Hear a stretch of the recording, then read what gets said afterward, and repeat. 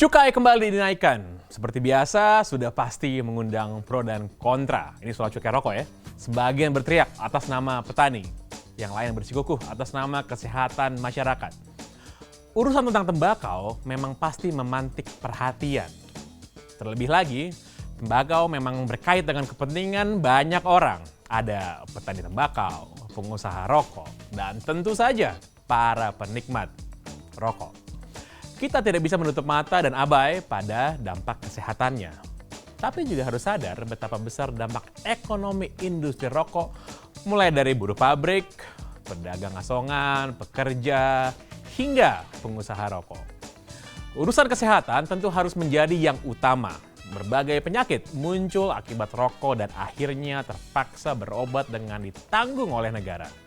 Kali ini kita akan bahas mengapa pemerintah bersikukuh cukai rokok harus kembali dinaikkan. Bersama saya Pangeran Syahaan, selamat datang di Kasih Paham.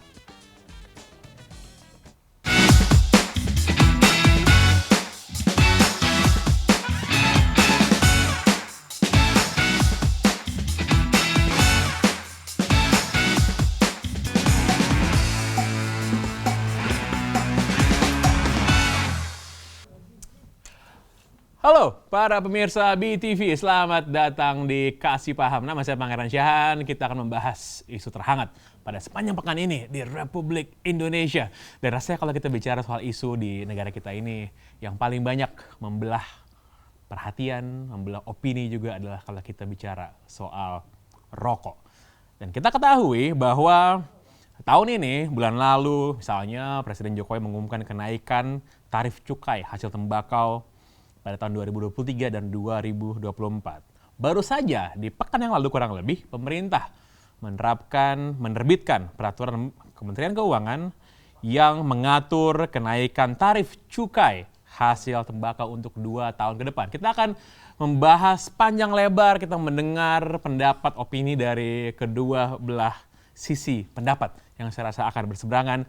Dan sudah bersama hadir dengan kita pada malam hari ini, sebelah kanan saya, Dr. Siti Nadia Tarmizi, MEPID, Kepala Biro Komunikasi dan Pelayanan Publik Kemenkes. Selamat malam, Dok. Selamat malam, salam sehat. Salam sehat.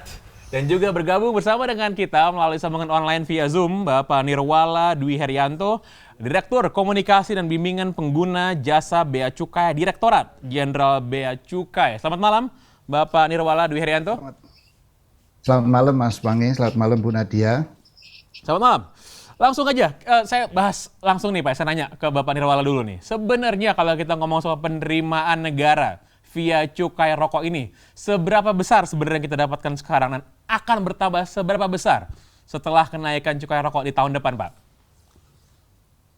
Jadi untuk tahun depan itu target penerimaan cukai hasil tembakau itu 232,58 triliun.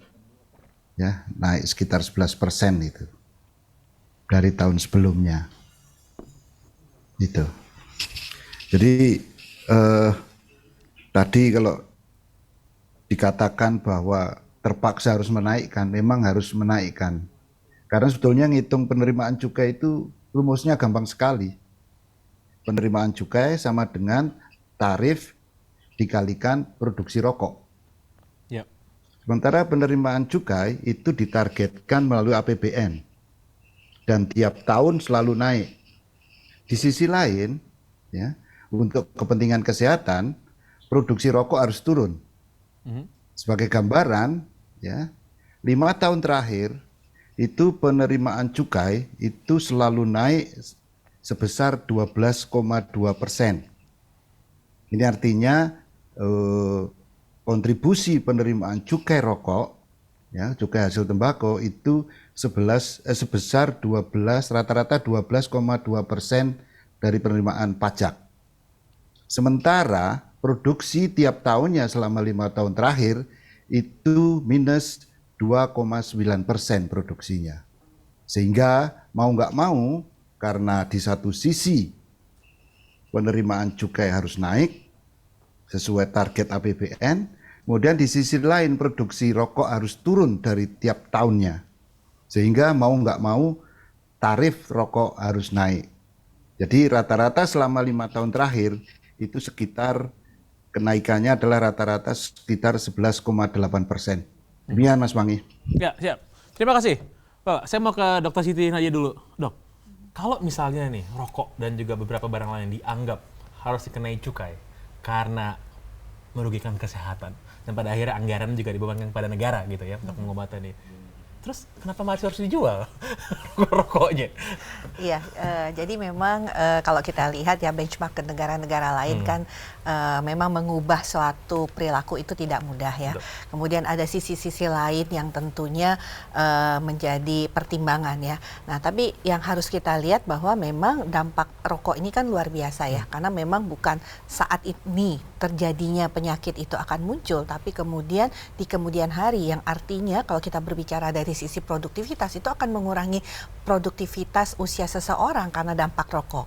Dan yang menjadi khawatir kita adalah saat ini yang menjadi pemula perokok itu makin lama makin muda. Nah, otomatis kan pasti produktivitasnya yang kita harapkan dia tetap bisa produktif sampai usia 60 tahun atau 50 tahun ini bisa berkurang hanya mungkin 40 tahun ya dikarenakan dampak tersebut. Nah, ini sebenarnya yang kita coba lihat secara dampak lebih panjang ya mengenai dampak rokok ini. Tetapi tentunya kita tahu bahwa bagaimana rokok ini harus dibatasi. Kemudian tadi pertanyaannya kenapa masih harus dijual? Karena ini butuh transisi ya untuk mengubah perilaku. Gitu, Saya bukan perokok ya, Bu Dokter ya. Tapi saya melihat lingkungan saya banyak yang perokok juga. Saya mengamati kebiasaan mereka. Dan saya melihat sebenarnya mau harga ini dinaikkan setinggi apapun, ya mereka akan tetap merokok juga. Jadi kalau misalnya menaikkan harga untuk mengurangi angka perokok usia pemula gitu ini ya, emang ada korelasi, ada studinya itu akan berkurang, Bu Dokter? Ya, itu sebenarnya salah satu ya mengenai kenaikan cukai rokok. Tadi sudah disampaikan oleh Pak Nirmal bahwa ada faktor pengali. Kalau produksi turun ya biaya daripada cukai harus kita tingkatkan ya seperti itu. Tapi kalau kita lihat dari survei ya bahwa misalnya pertama pengeluaran untuk rokok ini di rumah tangga nomor 2 ya dibandingkan protein hewani, dibandingkan telur. Jadi banyak sekali rumah tangga yang biaya rokoknya jauh lebih besar daripada beli telur, yang bisa kita tahu bahwa telur ini kan sangat bermanfaat untuk anak-anak ke depan. Itu satu. Yang kedua adalah perokok pasif yang juga jadi pertimbangan kita.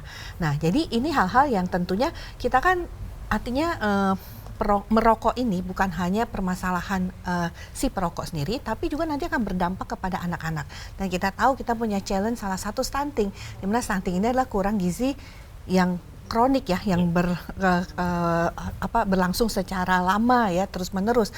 Padahal kemampuan untuk membeli seperti protein hewani, telur itu ada, tapi kemudian bagaimana kita mengedukasi jangan beli rokok atau kurangilah beli rokok, tapi pastikan bahwa protein hewani itu diberikan kepada ibu terutama pada saat kehamilannya dan anak yang nanti dilahirkan dan berkembang sampai dengan dewasa.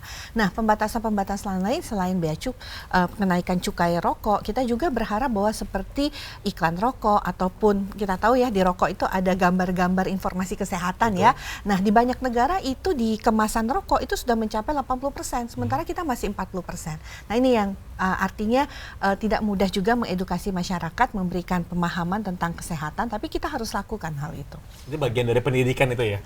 Ke Pak Nirbala kembali, saya mau bertanya, kalau tadi dari Kemenkes ini kan bilang kalau naikkan cukai rokok itu hubungannya dengan juga penurunan angka konsumsi, terlebih di perokok anak muda dan juga pemula.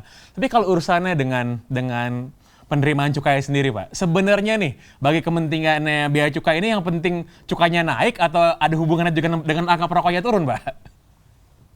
Jadi begini, tentunya dalam menerapkan tarif cukai rokok, itu seperti yang sering diutarakan oleh Menteri Keuangan, itu berbicara paling tidak mempertimbangkan 4 hal. Yang pertama, kesehatan yang paling utama. Seperti yang dibicarakan Bu Nadia tadi. Yang kedua, bicara industri. Di sini kita bicara supply chain-nya saja.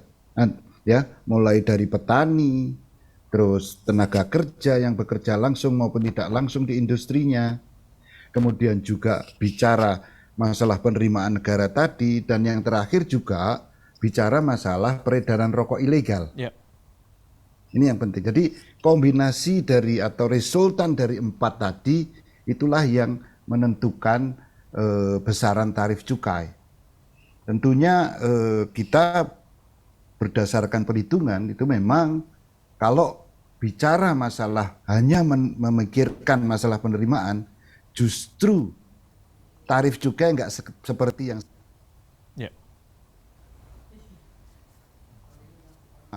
5%. Bisa lebih rendah dari itu kalau hanya bicara masalah penerimaan. Ya, baik. Justru kata kita keberpihakan kita pada kesehatan, ya, karena kita tahun 2035 itu punya keuntungan demografi. Seperti yang saya sangat setuju sekali yang dikatakan Bu Nadia tadi. Ya, itu. Makanya bagaimana kontribusi dari Kementerian Keuangan melalui skema fiskal untuk membatasi konsumsi. Baik. Tentunya ini akan lebih berhasil kalau dibantu juga dengan tadi kegiatan-kegiatan yang non fiskal, seperti pembatasan iklan dan sebagainya tadi. Saya kira itu, Mas Wangi. Baik, terima kasih Pak. Jadi memang tidak hanya semata soal penerimaan negara dari cukai tersebut besar, tapi juga untuk meningkatkan kesehatan masyarakat dan juga itu pada gilirannya berpengaruh sebenarnya berapa banyak beban kesehatan harus ditanggung oleh negara. Baik, kita sudah mendengar sebenarnya argumen dari pihak yang saya rasa setuju dan pro dengan kenaikan cukai rokok pada tahun depan. Setelah ini kita akan membahas bagaimana sih pendapat dari mereka-mereka yang mungkin keberatan dengan kenaikan cukai rokok pada tahun depan. Tetap bersama kami di Kasih Paham.